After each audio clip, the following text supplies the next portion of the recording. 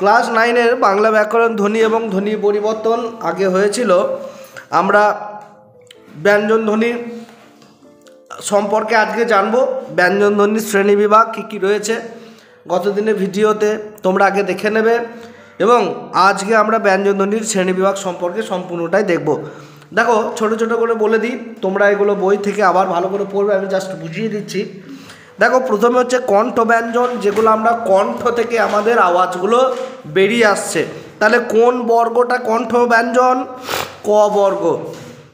তাহলে এক একটা বর্গে আমরা 5টা করে বর্ণ পাচ্ছি, কি?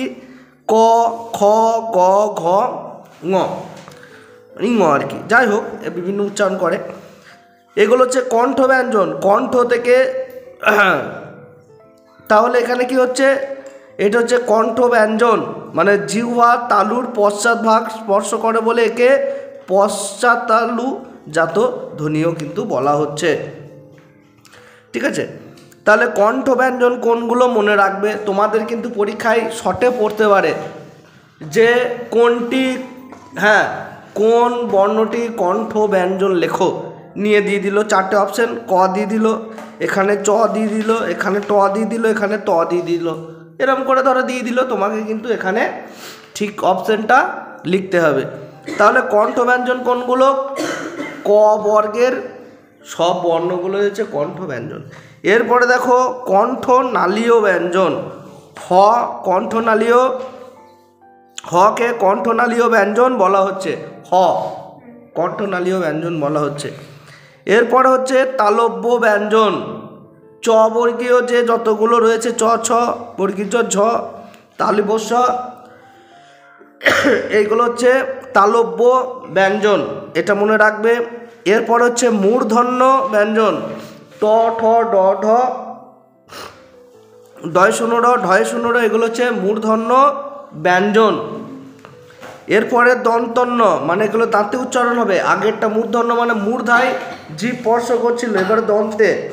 দেখো ত, থ, দ, ধ, ন মানে দন্তন্য, আর দন্তস্ব, এইগুলো হচ্ছে দন্ত ব্যঞ্জন। আর ওষ্ঠ মানে যে ঠোঁট, ওষ্ঠ ব্যঞ্জন কোনগুলো? প বর্গীয়গুলো, যেমন কি প, ফ, ব, ভ, ম, এইগুলো হচ্ছে ওষ্ঠ ব্যঞ্জন, এটা মনে রাখবে। এই 6টা তোমাদের এখানে ভাগ দিয়েছে এই বইটাতে। বিভিন্ন বইয়ে বিভিন্ন ভাগ রয়েছে, আমি দেখলাম অনেকগুলো বই যে কয়েকটা, সব বই কিন্তু সমানভাবে ভাগ করেনি। কণ্ঠনালীয়টা হওয়াটা এক্সট্রা বইটাতে দেওয়া রয়েছে। এরপরে দেখো আবার তোমাদের 3টে ভাগ করেছে জিভের। জিভের অবস্থানগত ব্যঞ্জন ধ্বনির ভাগ, মানে জিভটা কোন কোন জায়গায় ইউজ হচ্ছে। একটা হচ্ছে জিহ্বা শিখরীয়, জিহ্বা একদম শিখরে থাকবে উপরে। যেমন দেখো দেখো জিহ্বা শিখরীয়টার মধ্যে যেসব ধ্বনি উচ্চারণ করতে জিহ্বার শিখর অংশের সাহায্য লাগে তাদের জিহ্বা শিখরীয় ধ্বনি বলা হয়। যেমন ত, থ, দ, ধ, ন, র, ল, ব, ট, ঠ, ড, মূর্ধন্য, ডয় শূন্য ড, ঢয় শূন্য ড। তার মানে কি, এই ধরো এরকম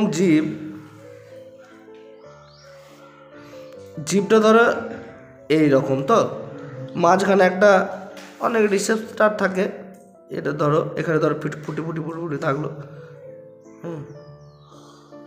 এই যে এই জিভের এটা সামনের অংশ। বেশ, তাহলে যেসব ধ্বনি, পরেরটা অগ্রজিহ্বা আর পশ্চাৎ জিহ্বা, তাহলে যেসব ধ্বনি উচ্চারণকালে জিহ্বার অগ্রভাগের সাহায্য লাগে তাদের অগ্রজিহ্বা ধ্বনি বলে। যেমন চ, ছ, জ, ঝ, স, তালবস্য, ঙ, পিটিপলি ঞ, এই যে। তাহলে এইগুলো হচ্ছে অগ্রজিহ্বা ধ্বনি, জিভের আগের অংশটা কিন্তু কাজে লাগছে, আগের অংশ। এরপরে জিভের পেছনের অংশটা কাজে লাগবে, এই জায়গাটা। যেমন পশ্চাৎ জিহ্বা, যেমন যেসব ধ্বনি উচ্চারণের সময় জিহ্বার পশ্চাৎ ভাগের সাহায্য গ্রহণ করতে হয়। যেমন ক, দেখো টাচ হয়ে আসছে ক, একটু দেখো বেন্ড হয়ে যাচ্ছে ক। গ, ঙ, অন্তঃস্থ, হ, মানে ঠিক একটু যেন টাচ হয়ে বেঁকে একটু আসছে, তাই তো। তাহলে এটা হচ্ছে পশ্চাৎ জিহ্বা। তাহলে এইটা একদম জিভের শিখর, সামনের অংশটা, এইটা সামনের ভাগ, আর এটা পশ্চাৎ ভাগ, পিছনের দিকটা, এরকম অংশ আমাদের ভাগ দিয়ে আছে। এরপরে দেখো বাধার মাত্রা অনুযায়ী ব্যঞ্জন ধ্বনির ভাগ, এগুলো বলে দিই আর একটু ছোট ছোট করে। যেমন দেখো সম্পূর্ণ বাধাপ্রাপ্তি ধ্বনি, তিনটে ভাগ: স্পর্শ, গৃষ্ট, নাসিক্য। এটা ভালো করে বুঝবে, এখান থেকে তোমাদের পরীক্ষা একটা থাকবেই, কনফার্ম পাবেই। যেমন হচ্ছে দেখো স্পর্শধ্বনি, যেমন ক বর্গ, চ বর্গ, ট বর্গ, ত বর্গ, প বর্গ, সব কিন্তু এগুলো স্পর্শধ্বনি। জীব কিন্তু কোথাও না কোথাও মুখের স্পর্শ করছি, কোথাও তালুতে স্পর্শ করছে, কোথাও ঠোঁট, জীব ঠোঁটের সাথে হবে না, হ্যাঁ ঠোঁটের ওষ্ঠবর্ণ যেগুলো রয়েছে প, ফ, প, ভ, ম, এগুলো যেমন ট, ঠ, ড, ঢ। কেউ মূর্ধন্য বর্ণ, কেউ তালব্য বর্ণ, হ্যাঁ কেউ দন্ত বর্ণ, কেউ ওষ্ঠ বর্ণ। এইটা হচ্ছে স্পর্শ ধ্বনি, এগুলো স্পর্শ করছে। ঘৃষ্ট ধ্বনি কোনগুলো? যেমন দেখো এই স্পর্শ ধ্বনিগুলির মধ্যে আবার চ, ছ, বর্গীয় জ এবং ঝ, এই চারটেকে ঘৃষ্ট ধ্বনি বলে। তাহলে ঘৃষ্ট ধ্বনিটা আমরা কি জিনিসটা বুঝবো? এগুলির উচ্চারণকালে শ্বাসবায়ুর গতিপথে প্রথমে স্পর্শধ্বনির মতো পূর্ণ বাধা সৃষ্টি হয়, তারপরে সেই বাধা ক্রমে আংশিক বাধায় পরিণত হয়, তারপরে জিভ আর তালুর স্পর্শের পর দুইয়ের মাঝখানে ঘর্ষণের সৃষ্টি হয়। মানে একটু ঘর্ষণ, যেমন দেখো তুমি এটা উচ্চারণ করো চ, চ মানে চটা একদম একটু পুরো ইয়ে দিয়ে আসছে, দেখো কাঁপতে কাঁপতে আসছে, দেখো চ। আবার হ্যাঁ একটু ঘর্ষণের সৃষ্টি হবে, বুঝতে পেরেছ? ছ মানে একদম পুরো মানে ইয়ে লাগছে, জোর লাগছে, বর্গীয় জ, ঝ, এগুলো। এরপরে দেখো নাসিক্য ধ্বনি।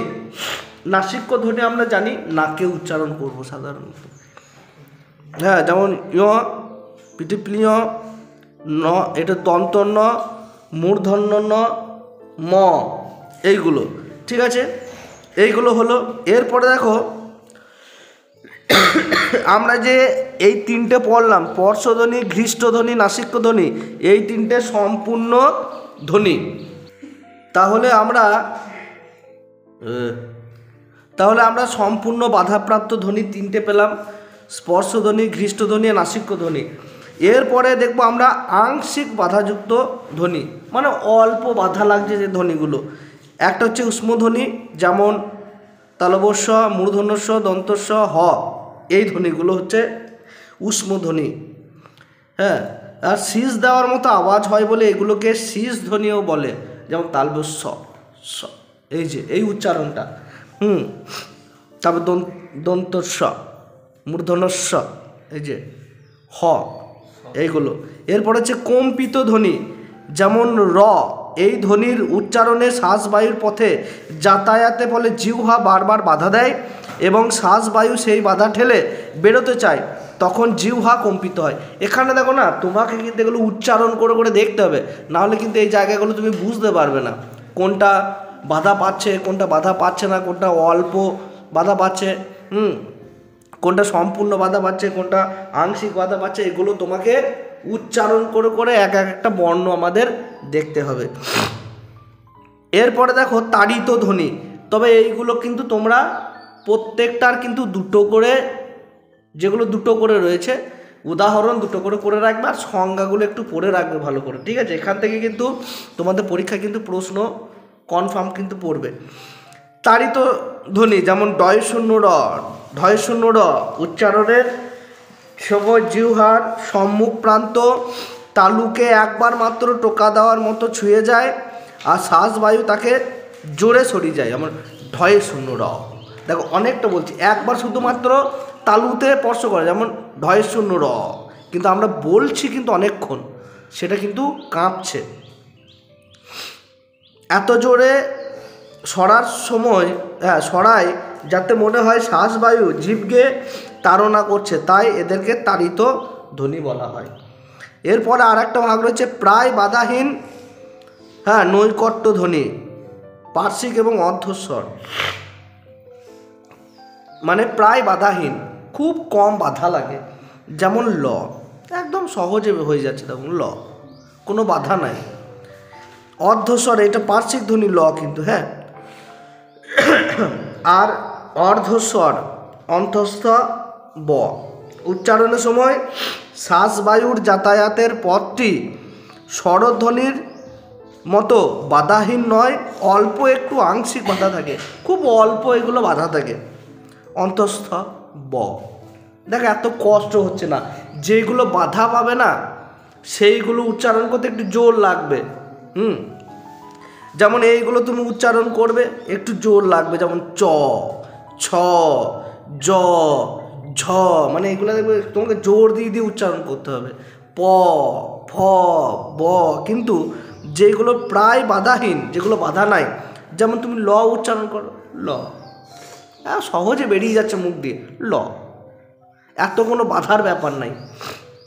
অন্তঃস্থ, অন্তঃস্থ, ব, সহজে বেরিয়ে যাচ্ছে। কিন্তু ব আর প এর মধ্যে পার্থক্য যেমন প, প, এরকম কিন্তু বলি না, প,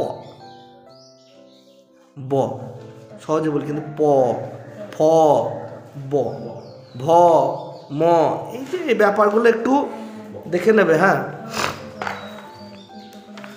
হ্যাঁ, অঘোষ ধ্বনি। এরপর দেখো স্বননগত ভাগ, এই জায়গাটা করে শেষ করব। তারপরে ব্যঞ্জন ধ্বনিমালার বিন্যাস রয়েছে, এই একই জিনিস দেওয়া রয়েছে তোমাদের এখানে ছকের মধ্যে দেওয়া রয়েছে। দেখো কণ্ঠ, তালব্য, মূর্ধন্য, দন্ত, ওষ্ঠ, হ্যাঁ, এইগুলো অন্তঃস্থ ধ্বনি, উষ্মধ্বনি, পরিবর্তিত ধ্বনি, অযোগ বাহু ধ্বনি, এইগুলো দেওয়া রয়েছে। এইখানটা আমি একটু জাস্ট পরের দিন আমি বলে দেবো ভিডিওতে।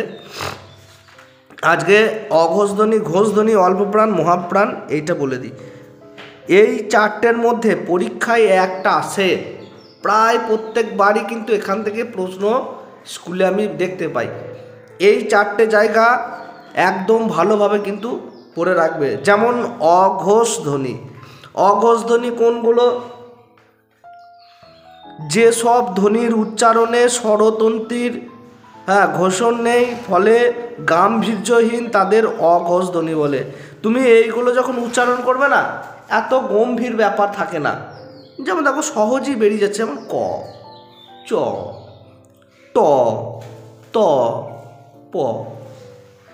আর হতে পারে দ্বিতীয় খ, ছ, ঠ, থ, ফ। এই ধ্বনিগুলো হচ্ছে অঘোষ ধ্বনি, এতটা গাম্ভীর্য নাই। কিন্তু যেগুলো ঘোষ ধ্বনি সেইগুলো দেখো, এটা উচ্চারণ করতে গেলেই আমাদের একটা গাম্ভীর্য আসে, সেই ধ্বনিকে ঘোষ ধ্বনি বলে। এই যে নীল যে জায়গাগুলো রয়েছে তোমাদের সংজ্ঞাগুলো কিন্তু অ্যাকুরেসি রেখে কিন্তু আমাদের করতে হবে। সংজ্ঞাগুলো কিন্তু নিজের মনের মতো কিন্তু সংজ্ঞা লিখবে না, আমি বারবার বলছি।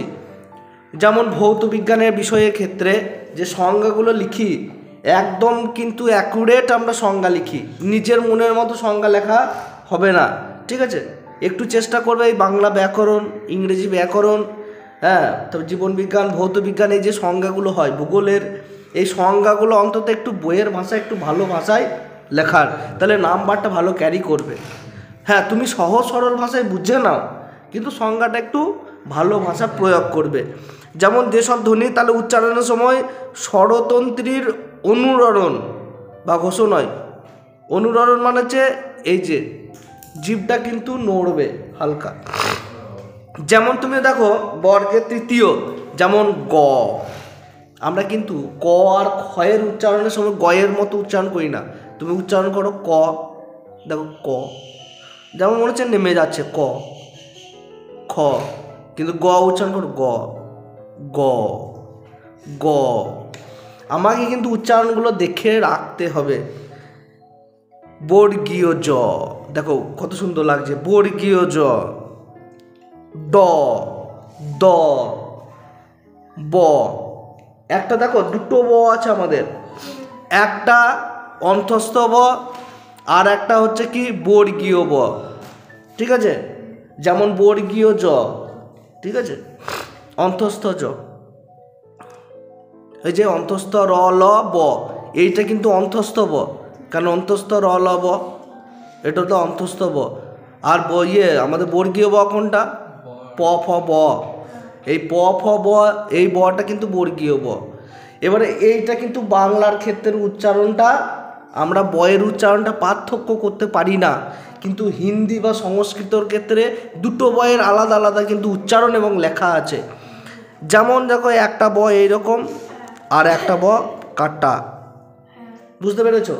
একটা বলি বাস, কিন্তু আর একটা ব কি বলি? বন, নট ব, ভ, বুঝতে পেরেছো?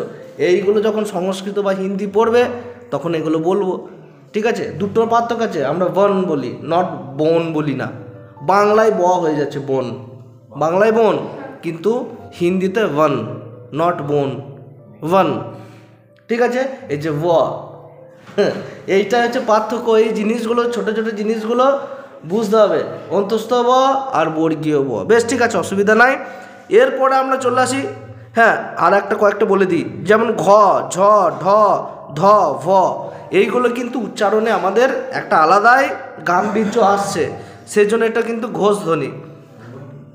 বেশ, এটা সারনেম নয় কিন্তু ঘোষ, হ্যাঁ, রাজঘোষ। বেশ, এরপরে দেখো অল্প প্রাণ এবং মহাপ্রাণ ধ্বনি, এটা একটু বুঝে নি, একদম সহজ। যেসব ধ্বনি উচ্চারণে প্রাণবায়ু বেশি লাগে সেগুলো হচ্ছে মহাপ্রাণ, বলতে একটু কি হয়, বেশি প্রাণ লাগে। আর মহাপ্রাণ আর অল্প প্রাণ কি, যেগুলো আমরা উচ্চারণের সময় প্রাণবায়ু কম লাগে, প্রাণবায়ু মানে নিঃশ্বাস যে বেরোচ্ছে, প্রশ্বাস, এই যে অল্প প্রাণ কম, দেখো অতটা বেশি কষ্ট হচ্ছে না, যেমন ক, গ, চ, বর্গীয় জ, ট, ড, ত, দ, প, ব, এগুলো অল্প। এরপরে কিন্তু মহাপ্রাণগুলো কি একটু বেশি আমাদেরকে উচ্চারণ করতে হবে, খ, খ, ঘ, ছ, ঝ, ঠ, ঢ, থ, ধ, ফ আর ভ, এইগুলো দেখো একটু আমাদের বলতে গেলে কিন্তু একটু কি লাগছে, একটু নিঃশ্বাস জোর লাগছে, বুঝতে পেরেছো? এই জিনিসগুলো কিন্তু এখানে আমাদের বুঝতে হবে, অল্প প্রাণ আর মহাপ্রাণ, অল্প প্রাণ আর মহাপ্রাণ। পরের দিনে এই অবধি থাকলো আজকে। যারা বুঝতে পারবে না, যারা অনলাইনে দেখছো, ইউটিউবে দেখছো, তারা অবশ্যই কমেন্ট করে জানাবে যদি বুঝতে না পারো। ভিডিওটা যদি ভালো লাগে অবশ্যই একটা লাইক দিও, আর চ্যানেলে নতুন হলে চ্যানেলটিকে সাবস্ক্রাইব করতে ভুলবে না। ভিডিওটি দেখার জন্য তোমাদের অসংখ্য ধন্যবাদ। পরের দিনে তোমাদের পুরো যে সেকশনটা দেওয়া রয়েছে এটা বুঝিয়ে দেবো, আর মোটামুটি 2 দিনের মধ্যেই আমরা এই আর একটা ক্লাসের পরই আমাদের পুরো শেষ হয়ে যাবে ধ্বনি এবং ধ্বনি পরিবর্তন। তারপরে তোমাদের দেওয়া রয়েছে ধ্বনি পরিবর্তনের কারণ, হ্যাঁ, ও ধ্বনি পরিবর্তনের বিভিন্ন রীতি। তারপরেই কিন্তু এটা শেষ হয়ে যাবে, মানে স্বরাগম, স্বরালোপ, অপিনিহিতি, অভিশ্রুতি, এই জায়গাগুলো খুব ইম্পর্টেন্ট রয়েছে। পরের আমরা ক্লাসে কিন্তু এগুলো জেনে নেব। ভিডিওটি দেখার জন্য তোমাদের অসংখ্য ধন্যবাদ।